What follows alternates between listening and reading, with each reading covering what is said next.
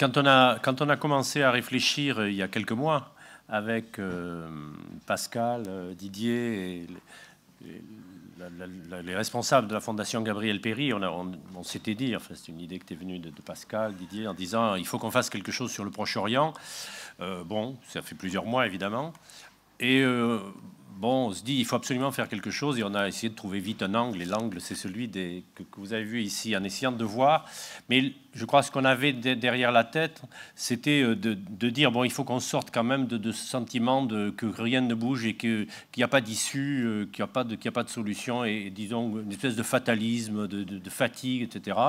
Alimenté par le fait que la question israélo-palestinienne ou palestinienne était mise derrière, en coulisses, en quelque sorte, masquée par les grandes questions qui sont celles de la Syrie, de l'Iran ou des mouvements dans les pays arabes. Et donc, on a dit il faut reparler de cette question-là et lui redonner un sens et voir où sont les blocages, est-ce qu'il y a des perspectives et est-ce qu'il y a des interventions de type politique éventuellement possibles. Mais ça, bon, c'est des choses qu'on pourra voir après.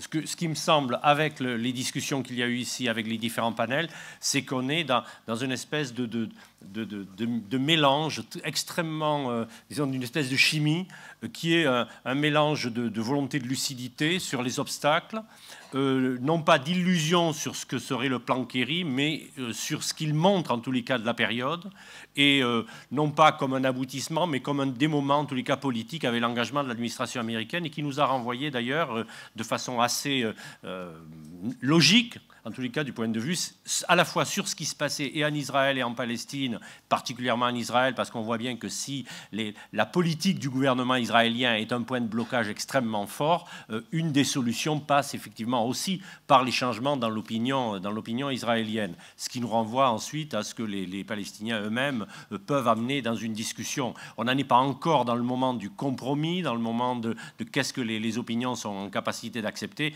mais on est dans le moment de est-ce qu'il peut y avoir un nouveau départ ou quelque chose qui s'ouvre, une nouvelle phase.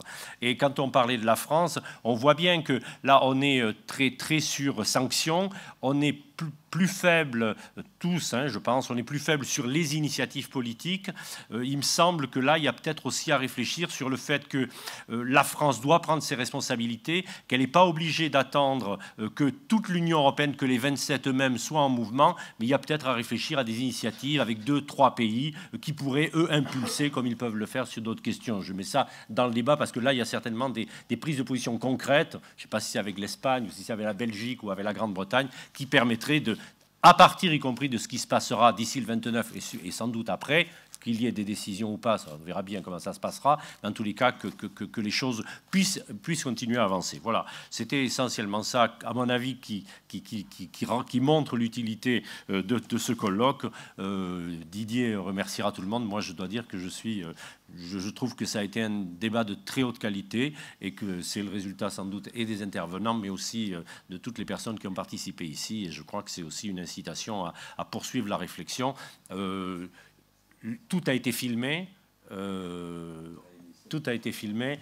Et oui, je t'ai pris le... Qu'est-ce que tu dis? Elle était au courant avant, par nos coups de téléphone. Enfin, arrête, c'est bien. Voilà. Donc tout a été filmé et il y aura une publication qui sera coéditée par la Fondation Gabriel Péri avec l'IRIS. Voilà ce que je dirais dans ma part des conclusions. À toi, Lydia.